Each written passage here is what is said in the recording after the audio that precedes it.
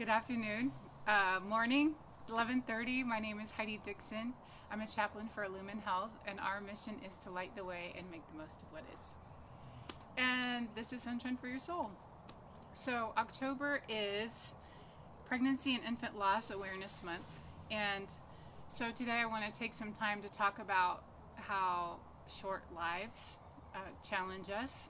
I do not have a personal experience of my own with infant loss, but I've accompanied a lot of people who have. I used to work in labor and delivery at the hospital, and that's one of the hardest places to be sometimes.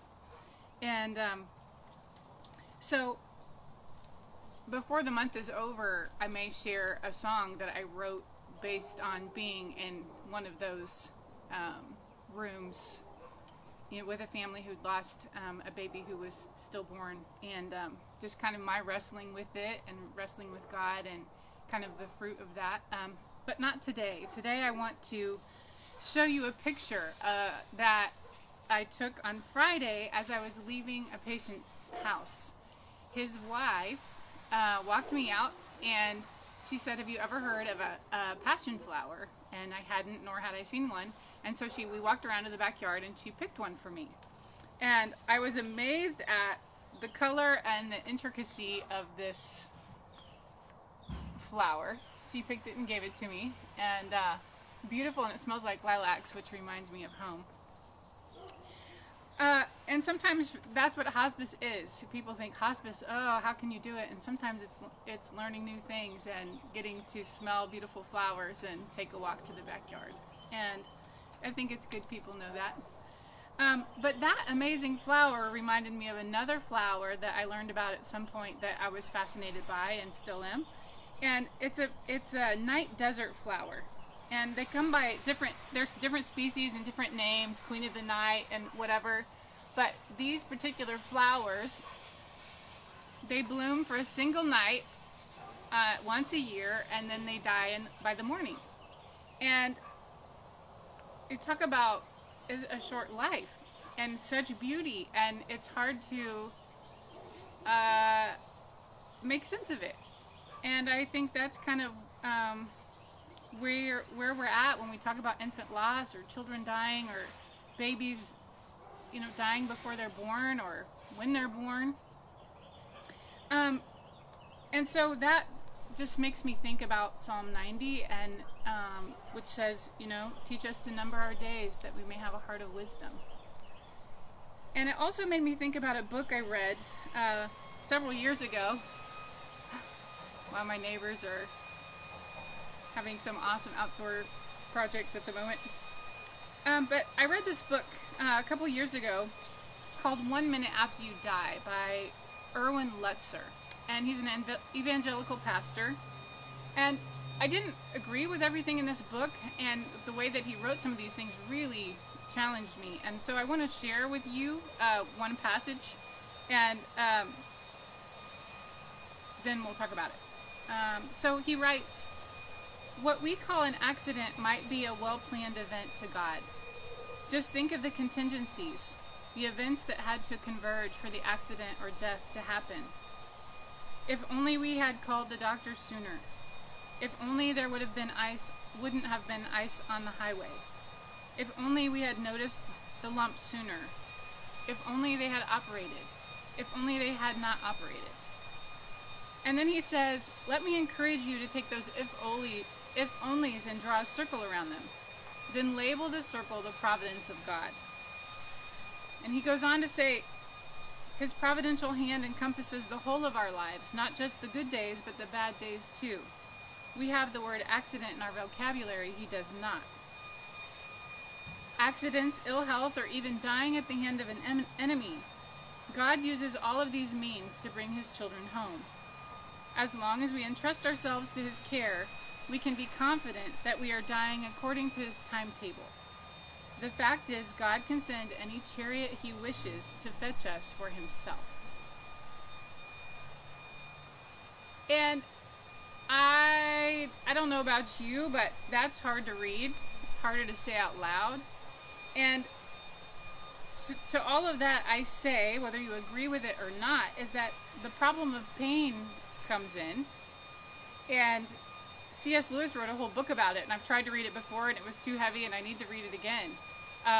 But pain changes everything, and including what we believe can be circled up and labeled as God's providence. As a grieving friend once said to me, she said, "I wish I was one of those people who could go around believing and professing that everything is God's will." You know, our life's work is not never to doubt, but to continue the work of believing if you believe in the first place, to live with unanswered questions, to attempt to live peacefully amidst ideas that are diametrically opposed while drowning in pain, and praying God will increase our faith. And yet, people try to console the grieving with things like, God needed them more than you did, or it was God's perfect plan. And this is really painful, and I can't encourage you enough to not say these things to people who are hurting. Even if you believe it with everything that you are, even if they believe it with everything that they are. The very fact that this was something that God had planned, or is in God's plan, and just skips right over their pain and goes to this very idea that if my good God can do this, then maybe he's not so good, and it's a point where people sometimes abandon faith altogether. And so it's not comforting. And a friend of a friend, who was a very strong believer and person of faith, who was a grieving mother, when someone said something like this to her, she had the best reply that I've heard yet. And she said, "I need God so much right now. Why are you pitting him against me?" And so I'm not here to answer any questions today. I do want to acknowledge the fact that when things happen out of order, when children die,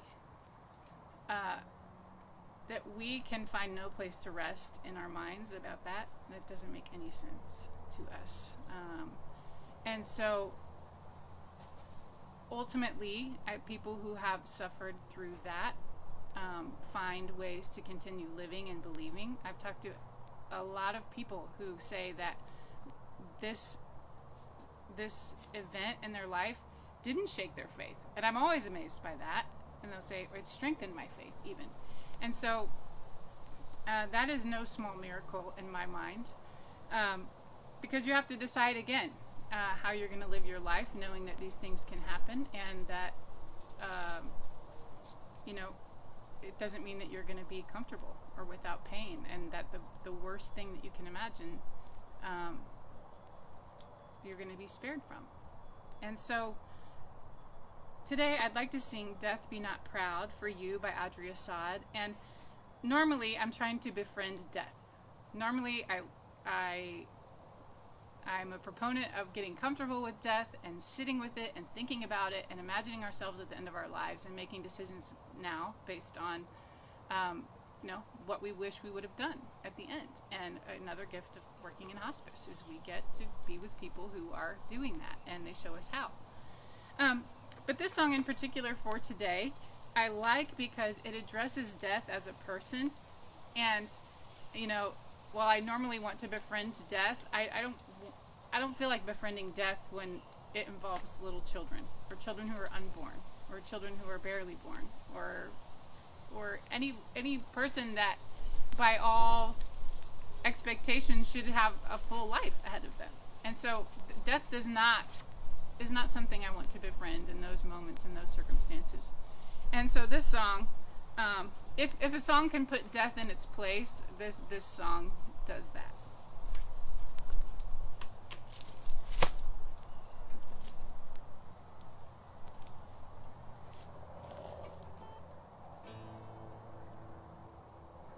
Death, be not proud, though the whole world fear you.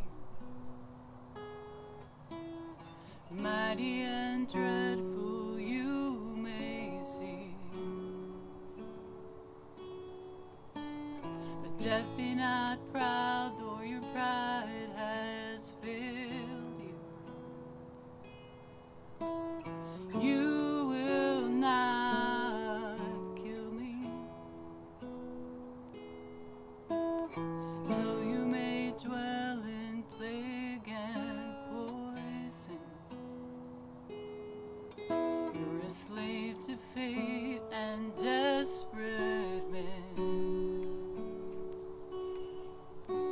So death, if you're asleep, be the gates to heaven. Why your confidence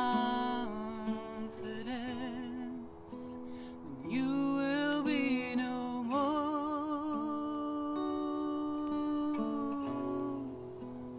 You will be no more.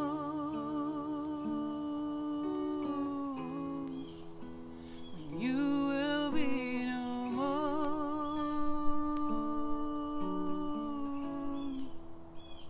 'Cause even death will die.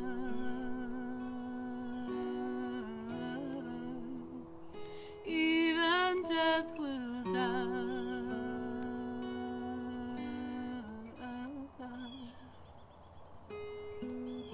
Death, be not proud.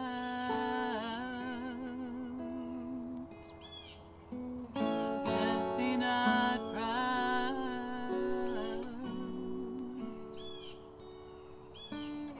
Death, be not proud. 'Cause even death will die.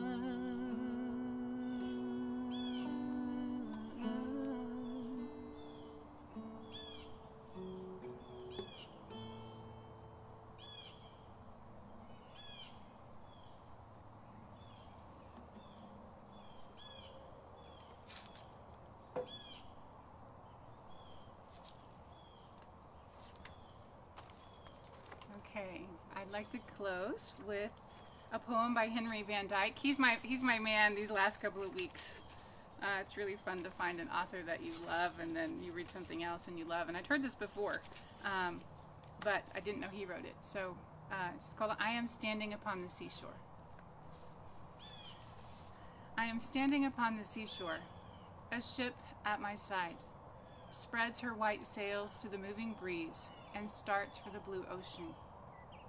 She is an object of beauty and strength.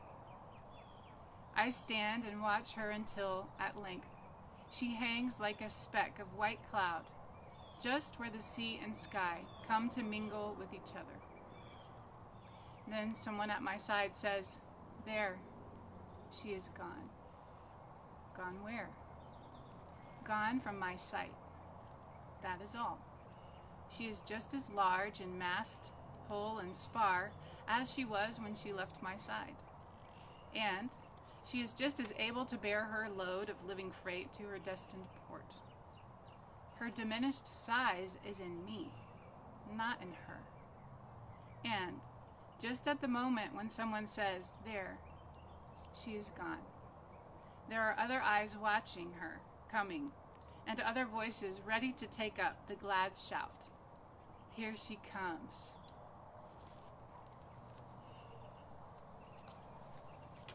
Thank you for your time today. God be with you, and